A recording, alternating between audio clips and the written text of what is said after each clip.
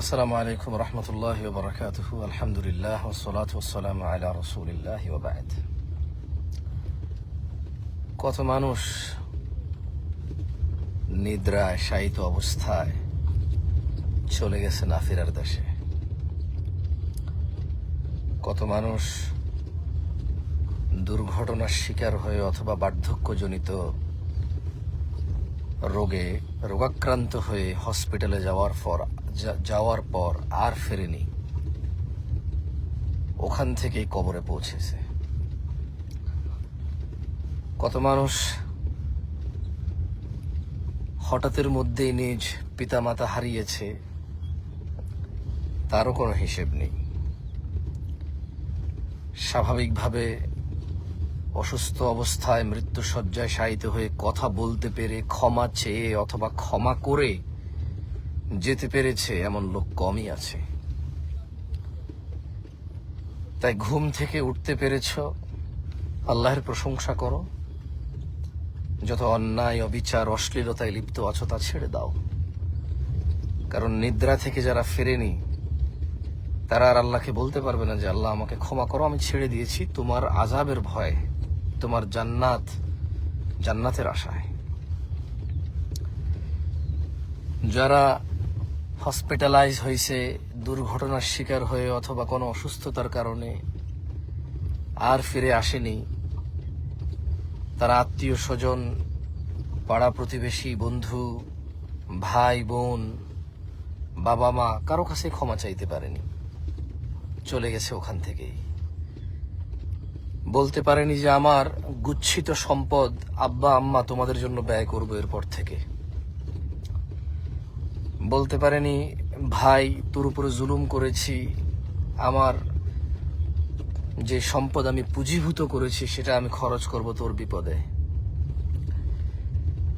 বলতে পারিনি যে বোন তোর সম্পদ মেরে খেয়েছি, আমি ফেরত দিব তোকে, আমার সন্তানরা দেবে কিনা আমি জানি না, আমি তোর সম্পদ পৈতৃকভাবে তুই পেয়েছিস আমি পেয়েছি, বাপ থেকে আমি যা পেয়েছি শরীয়ত সম্মত অনুযায়ী, তুই যতটুকু পেয়েছিস শরীয়ত সম্মত অনুযায়ী ততটুকু তোকে আমি ফিরিয়ে দেব।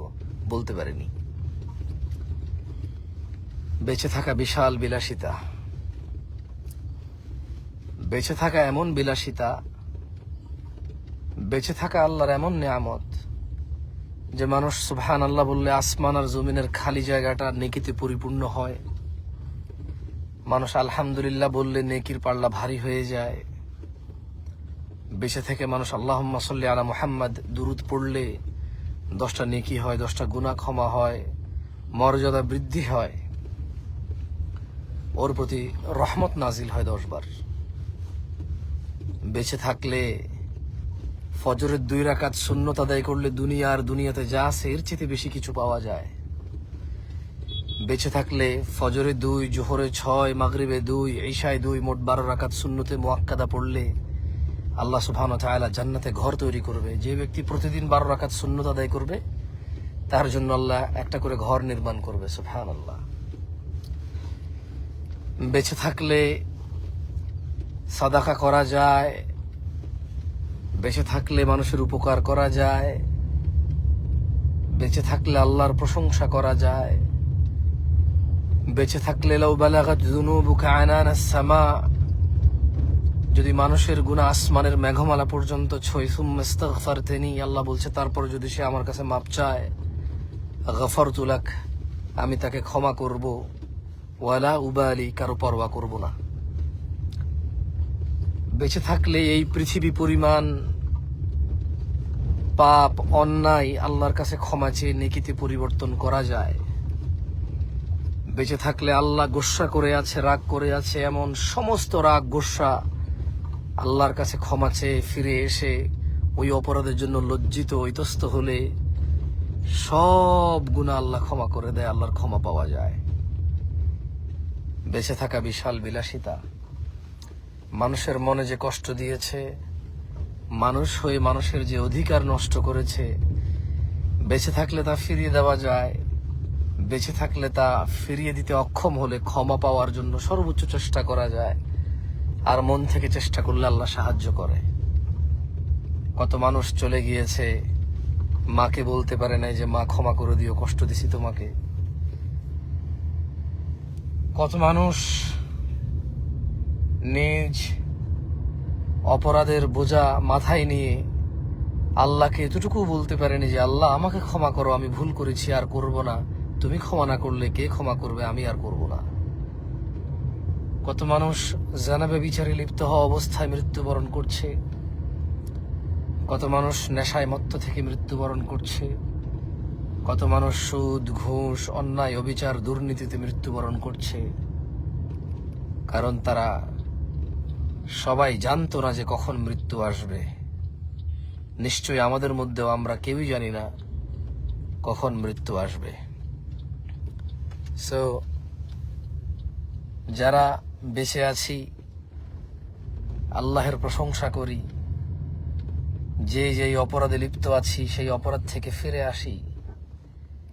বেঁচে আছি মানেই আল্লাহর পক্ষ থেকে আল্লাহ চাচ্ছে আমরা ক্ষমা চাই, ফিরে আসি, গুনাহকে নেকিতে পরিবর্তন করি, সংশোধন করি নিজের, এবং আল্লাহর জান্নাতে প্রবেশ করি, যেখানে মানুষ স্বর্ণখচিত আসনে হেলান দিয়ে বসে আড্ডা দেবে, যেখানে মানুষ